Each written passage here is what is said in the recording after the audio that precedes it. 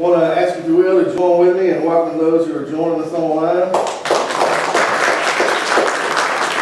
Glad to have you guys with us. We're certainly thankful for you joining us each week, and we hope that you know if there's anything we can do for you, we'd love to be able to serve you in any way possible. When the Houston Oilers moved to Tennessee, I decided to start following them. Of course, growing up an Auburn fan, I'd had a ton of suffering that I'd gone through, and I'd also been a Falcons fan, so I said, well, you know, I can't double up on this anymore. So I decided to kind of set the Falcons aside and start following the Tennessee Titans. So ever since they've been in Tennessee, I've been a big fan. I tried to follow them, tried to keep up with what was going on. So the first few years we did okay, and then finally we were able to make it to the Super Bowl. And I was really excited about that. My team had finally gotten there. And, you know, we get there, we play a really good game, and it comes down to the last play of the game. The Rams are up 23-16, and what we're about to see here is the final play of the game. Well, it's obvious here you've got to go to the end zone. I mean, anything short of there and the game's over. So it has never happened in Super Bowl history for a team to score on the last play of regulation. Well, we'll see if Les Steckel's got a little trick up his sleeve right here or something that he knows will work. The Titans have Sanders wide left, Mason wide left, Wycheck and Dyson wide left. Dyson comes in motion, now resettles. McNair drops, throws right side for Dyson. He dives for the end zone. He didn't make it. He came up 1 yard short. The Rams win by a yard. 1 yard short. 1 yard short. You know, I mean, just that long, 3 feet. How long would you think about that? If that was you were the one that caught that ball and ran toward the end zone, how long would it take you to get over there? Kevin Dyson, that's the guy there that made that catch. Would it be something that kind of haunted you for the rest of your life? Would you ever get over that, thinking, you know, over and over in your mind, if I'd have just worked out a little more, if I'd have taken a different angle, I could have gotten there, we could have gotten the ball in the end zone, tied the game up, going into overtime, I could have been the one that won the championship, that lifted the trophy, that wore that ring for years and years. What if God wants you to do something, but it comes up short of your expectations? Comes up short of the great things you want to do? What if you think greatness and honor, but God's plan for you is going to allow for some frustration, for some suffering? What if you come up 1 yard short? What if you don't get that reward? What if you are the person, you're just as faithful, you pray just as much as anyone else, you study just as much as anyone else, you're as good of a person as you know, you try to be a really good moral person, you try to reach out to others, you try to help them and do what God has called you to do. If that's the case, how long will it be before you're out of the game? If all you get is pain and suffering. See, when we walk with Christ and we don't have, we have this expectation where our walk starts to come up short of the expectations we have. My question is, are you still going to serve Him? What's it going to take to discourage you? You know, the thing that blows my mind is we look at life and I see so many people say, you know what, I got frustrated with church and I'm out. I got frustrated with those hypocrites. I got frustrated with that preacher. I got frustrated with those elders. I got frustrated with my Bible class teacher. I took it to the house. And then in our sports worlds, we'll have a team like Zach was talking about, goes 2-8, and every year we show up and we cheer, and we don't say, oh man, I'll tell you what, until those guys get together, I'm not going back. It blows my mind how easily we give up on God a lot of times. And it's not necessarily because God lets us down, but it's because people let us down. Or sometimes we look at it and say, well, God, why did you let my mother die of cancer? God, why did you let me go through this as a family? But you see, the idea is sometimes I think we've adapted this American way of looking at Christianity. And I think what we need to do is we need to open our Bibles and see that the prosperity gospel and everything being great and rosy and having a wonderful time is not necessarily what the Bible teaches. So when your walk with Christ starts to come up short of your expectations, will you Still serve him. We're going to look at Peter this morning. You think about Peter and you think about the big stage. You think about the Super Bowl. That's today, the greatest game that can be played all year long. And the big stage that these guys are on. And you think about Peter in Acts chapter 2 being on that big stage and God saying, okay, I'm going to have my church started today. I'm going to need someone to preach a lesson. Hey, Peter, it's going to be you. You're going to be able to come in, preach the first gospel message. 3,000 people are going to respond. I mean, you think about that, man. If I was preaching one Sunday and 3,000 people came and were baptized, I'll be honest with you, I'd get a little kick out of that. I'd be like, man, yes, sir. You know? So you think about how he felt. You think about being in that position, that honor that was bestowed upon him to be able to be the first one to preach the gospel. But I want to remind you of something. See, he preached this first gospel sermon after sinking on the waves. After cutting Malchus's ear off. He did this after denying Jesus 3 times. And then, what happened? He was restored. So you talk about the idea of reward, you talk about the idea of being in a position where you can receive some glory, some honor, but then you think about the other side of that, and the other side of that is the suffering that he went through. He did a lot of things, and sure, he brought a lot of stuff on himself by his actions, by the way he chose to treat others, by the way that he chose to behave from time to time. But in the same way that Peter knew the glory of standing there on a day and proclaiming the gospel and having 3,000 people dedicate their lives to Jesus, he also knew what it was like to have someone to reach down and pick him up, to literally save him from drowning. So it's not like Peter didn't understand where we've been. It's not like Peter doesn't understand that in the same way that we struggle, he struggled. In the same way that we say, I have some doubts, I have some questions, we see that with Peter. And I want us to go back to this idea of restoration in John chapter 21. That's where we're going to spend most of our time this morning. So if you want to go ahead and turn there in your Bible. I want us to notice some things from this passage. If you've never spent time reading the entire chapter of John 21, you can do this literally in like 6 minutes. Do that sometime today. Because this is a fascinating chapter. And there's so many things to be taken from this. So let's begin reading in verse 15. After breakfast, Jesus asked Simon Peter, Simon, son of John, do you love me more than these? Yes, Lord, Peter replied. You know I love you. Then feed my lambs, Jesus told him. Jesus repeated the question, Simon, son of John, do you love me? Yes, Lord, Peter said. You know I love you. Then take care of my sheep, Jesus said. A third time, he asked him, Simon, son of John, do you love me? Peter was hurt that Jesus asked the question the third time. He said, Lord, you know everything. You know that I love you. Jesus said, feed my sheep. I tell you the truth.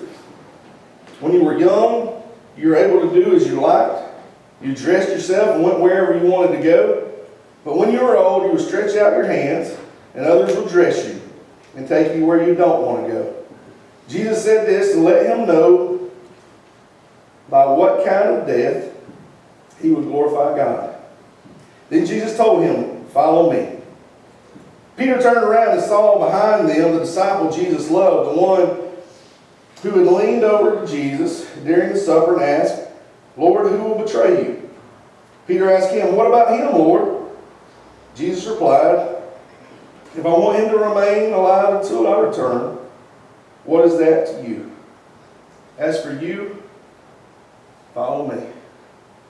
Now let's look at this for just a moment. Go back to 18 and 19 for just a second. Let's look at this again. I tell you the truth, when you were young, you were able to do as you liked. You dressed yourself and went wherever you wanted to go, but when you were old, you would stretch out your hands and others would dress you and take you where you don't want to go. Jesus said this to let them know what kind of death he would glorify God. Then Jesus told him, follow me. Now the idea there is he's telling him, hey, I want you to understand what all's involved. You have made the commitment. You've come back to me. You know, I've always thought it was very interesting that Peter denied him how many times? 3 times. And he asked him here, do you love me? Do you love me? Do you love me? 3 times, almost as a reminder to say, hey, in the same amount of times that you deny me, I'm going to ask you, do you love me? Are you sure you love me? Are you really sure you love me? So I think that's awesome that it shows that idea. But since you have made the commitment and you fully understand what I'm asking you to do, I want you to understand the back side of it. That is, you're going to die. Welcome back, Peter. You're going to die. Now you think on that for just a moment. How's that going to sit with you? How are you going to think about that? Your reward for obedience is death. So I'm asking us, what if your reward for obedience brings suffering? What if that's what it's all about? Yes, Lord, I'll obey, but you know you're going to suffer. If it causes you to be mistreated, what if you lose family members over this because they mock you, because they don't want you to be serving God? Are you willing to do that? Hey, you're going to die if you choose to follow me. With you knowing that, will you obey? If suffering is a part of the plan. Because we go back to this idea of what? Hey, Lord, I'm serving you. And the way it's been presented a lot of times here in the United States is, then I'll be blessed. I ought to live in the big house. I ought to drive the Mercedes-Benz, right? I ought to go and work every day and not have anybody give me a hard time. Everybody that should be friends with me should be really good people who encourage me and never have a complaint. But that's not reality.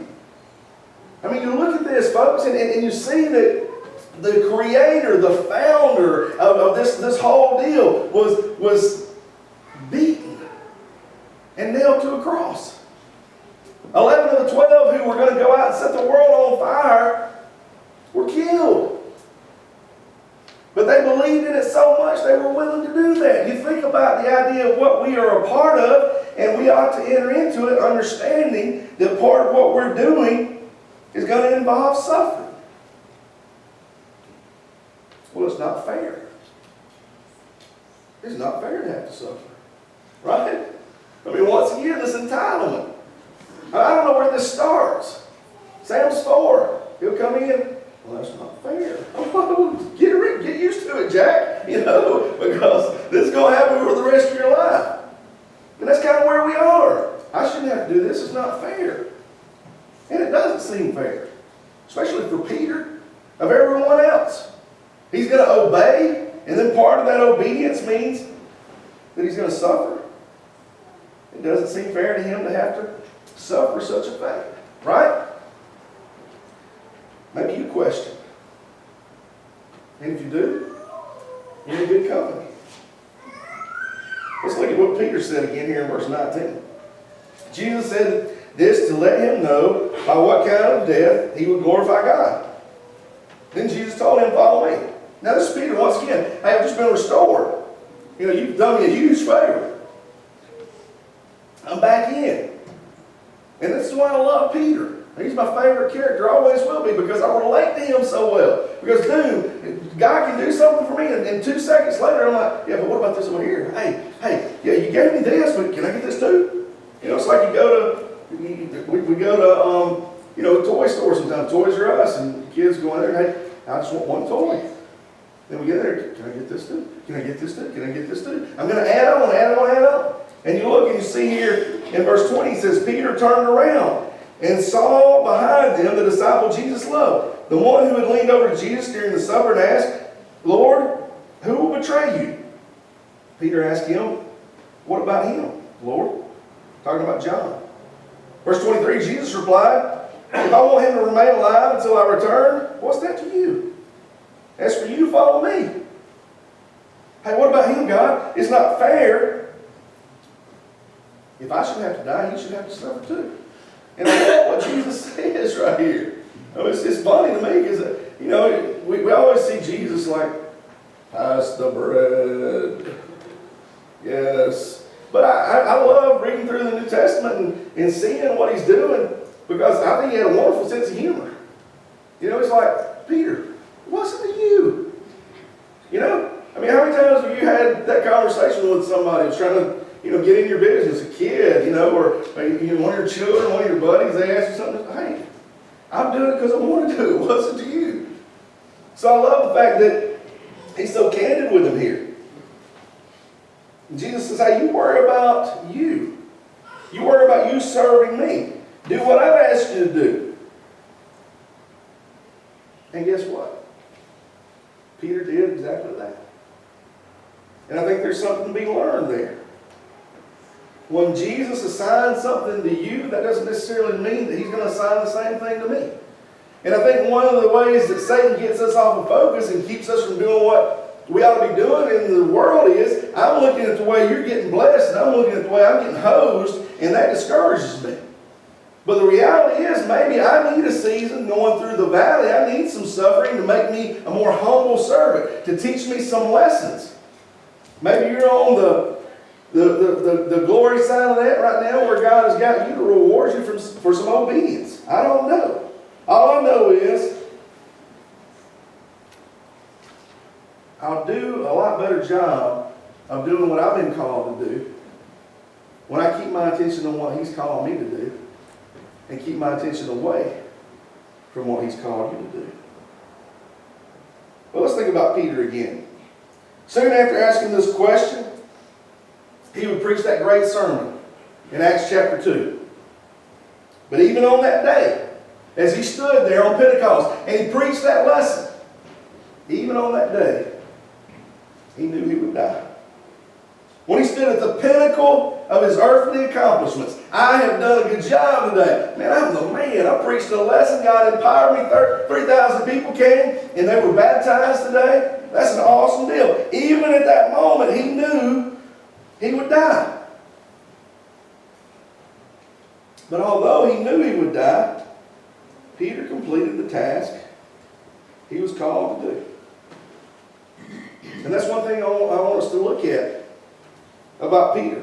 Something we need to notice. And I think it's always the case for every person who's ever decided, I'm going to follow Jesus. As soon as you make a decision to follow Jesus, then God is also going to say, hey, I'm glad you're with us. I'm glad you're in. Now, here's a job. And I think it's very important for us to understand that all of us are called to do something. You look again in verses 15 through 17 at what he says. He says, feed my lambs, take care of my sheep, feed my sheep. You want to follow me, Peter? Cool. Here's your job. And I want you to understand you've got a job, and I've got a job, and there's something that God is calling us to do. And back to this idea of the American religion again, a lot of times what our idea of Christianity is, and it's all the way across the board in all denominations.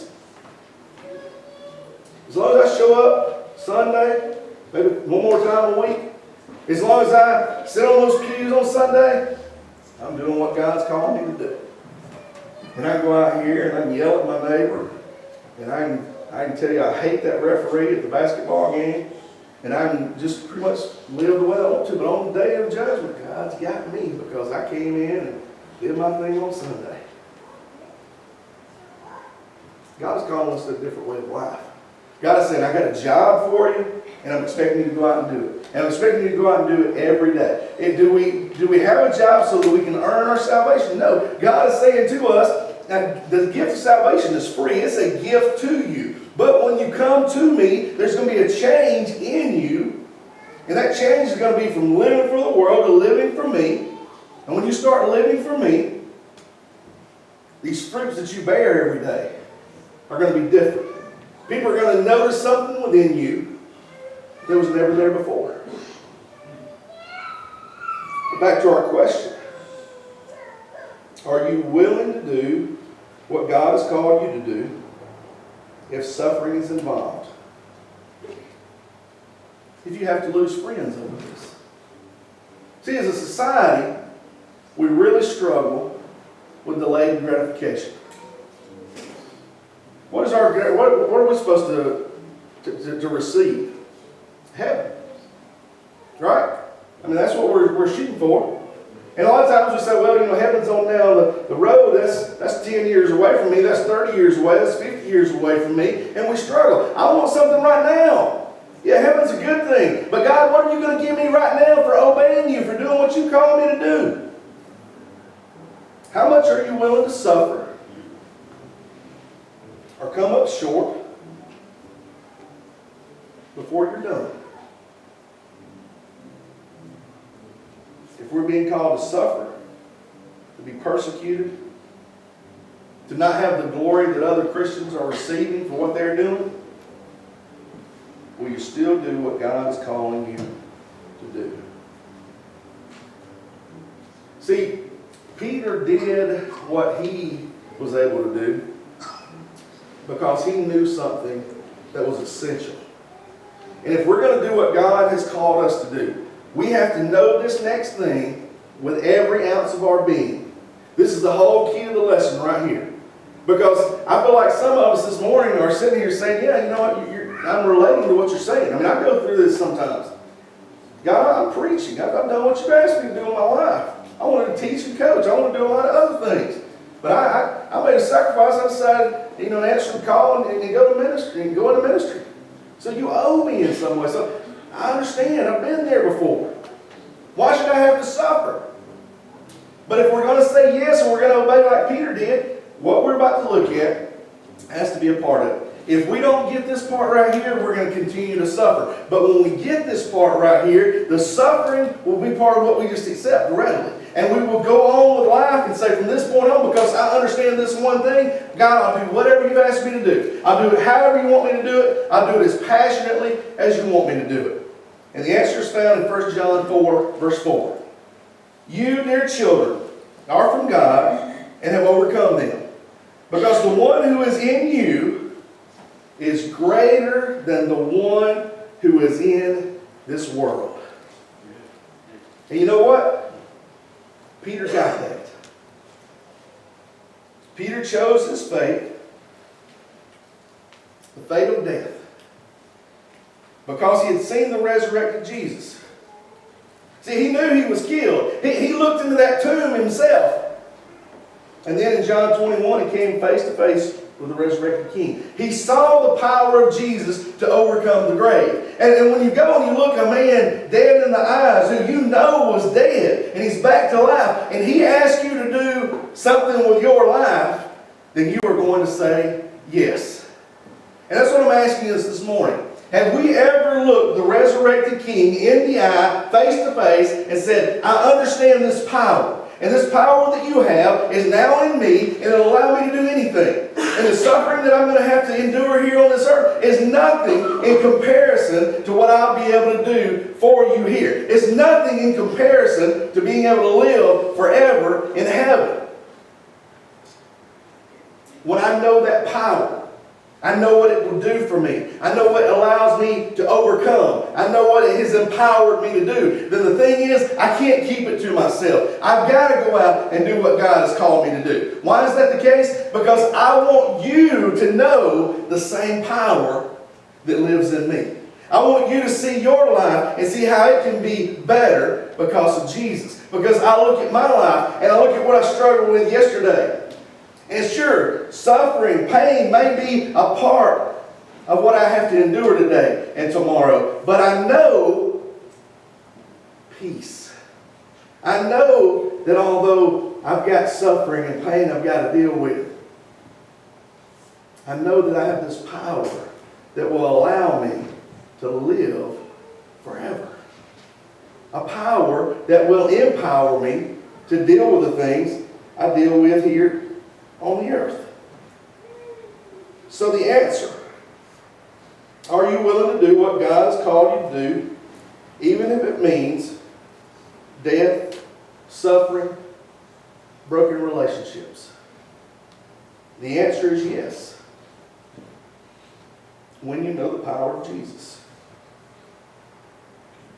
And I'm asking you this morning, do you really know the power of Jesus? Do you know what He can do in your life? Have you submitted to Him in such a great way that you've seen Him bring you through some tough times? That you've seen the change that He's brought about in your life? Kevin Dyson was 1 yard short. 1 yard short. I mean, think about that for just a moment. And he never got over that. He started living a life of self-destruction. And he passed away after a long battle with self-pity. For those of you who really know the story, you know that's not the truth. Kevin Dyson was 1 yard short, but he played the game. And see, he can go and he can tell people, hey, you know what, I played in the biggest game in the world. Hey, where's your ring? Well, I don't have one, but you know what? I went and played in that game. And I don't know about you, but I would rather have tried and failed than to never tried at all. You've heard that old saying before. Wouldn't you? I mean, I'd rather somebody look at me and say, that guy's crazy. He believes in this God that you can't see, and he's a big Jesus freak, and everything he does revolves around Jesus. And look at him, man. I mean, the guy, he doesn't have a lot of material possessions. He's got a terrible car. Look at his wardrobe, and it's awful. And there's just nothing about this guy that I admire because of the fact that he's giving his life away to Jesus. What's that about? And you see me as a failure, and I do go through a lot of suffering, but on the last day when I draw that last breath, I transition immediately from this earth into the hands of Jesus. Amen. And I'm okay with that. Because you know what? Maybe I had no success here. Maybe I preached and preached like Noah did. Nobody ever came. Nobody ever obeyed. Nobody was ever a better father. Nobody was ever a better child to their parents. But I tried. I did what I was supposed to do. I would rather that be the case than for people to look at me and say, you know what? That guy right there could have done a lot for God. But he hit a few bumps. And when he hit those bumps, he was out. He quit. I think about the different side of this. I think about the ministry opportunities. When we fail, when we come up 1 yard short, we can use those things as a way to minister to other people. Our failures, our shortcomings, maybe what God is saying, I'm allowing you to go through this because that's how I want you to serve. One of the greatest people I've ever learned from about marriage was a wonderful teacher, great instructor. There was one thing that fueled him to make sure that he taught his entire life about God and relationships. And that was just, as soon as he got out of college, he married. And about a year into that marriage, his wife left him. And he said, I'm going to use that as something that will motivate me to be a better husband next time. So maybe you're divorced. Maybe the children that didn't do so well. Maybe the addictions that you didn't overcome for a long time. Maybe that's what God is saying, hey, this is what I've allowed you to go through, and I want you to use it as a ministry. See, there's more to Kevin Dyson than just coming up 1 yard short. Today, Kevin Dyson, there's a picture of him here. He's an assistant principal at a school in Nashville, Tennessee. He coached for a long time. He's taken his life and he's applied it in a way where he's helped hundreds and hundreds of kids. But you know what? On this day, several years ago, he did not make the end zone. He came up 1 yard short. But he did not allow that to define him. He knew there was more. So I'm asking you this morning, what are you doing with the areas of life where you come up 1 yard short? Are you using those things as what bring glory to God? See, maybe that's what we don't get. Maybe God has allowed us to go through the suffering, the hurt, the failed relationships as a way to glorify Him. I want to read one last thing to you here. This is a quote I found. Kevin Dyson was interviewed this week by the NFL Network. And they said, okay, as the play was about to happen, what did you think? As the play was happening, what did you think? And then the third thing was, after the play, what did you think? So this is after the play. This is what he said. I was hoping I was close enough for a replay. You kind of go tone deaf and you don't hear anything. And when the game is unmuted and you hear the sound and confetti and everything around you, there was a moment of disbelief where I couldn't believe the game was over. I didn't score. That had never happened to me in sports. So it was surreal. I was down for a little bit, and then instantly I thought, get up. I thought about all those coaches growing up telling me, don't let your opponents hurt you. Get up and shake their hands and go to the locker room. So I did that. I said, I'm going to get up, I'm going to be gracious, I'm going to shake their hands, and I'm going to go. It's the only time I've never been successful up until that point in my life in anything athletic. We're talking about game-winning free throws, baskets, game-winning catches, game-winning soccer goals, growing up, all those things. That was the first time ever, and it was the Super Bowl. I was like, I can't believe that happened. But I thought about my coaches and what they said, and I got up. And maybe that's what God is saying to you this morning. Yeah, you're suffering. Yeah, you're going through some tough stuff. But get up. Get up. I understand there's more to do out there. I understand there's more to life. I understand one thing that's so important. And that is, although you've gone through this rough time, although you've gone through this season of suffering, I am in you. And the power that you have in you is great enough to overcome anything in this world. Please don't forget that. May we turn to God. May we allow Him to empower us. And when we suffer, and when we have misfortunes, may we get up. If we can help you in any way this morning, please come.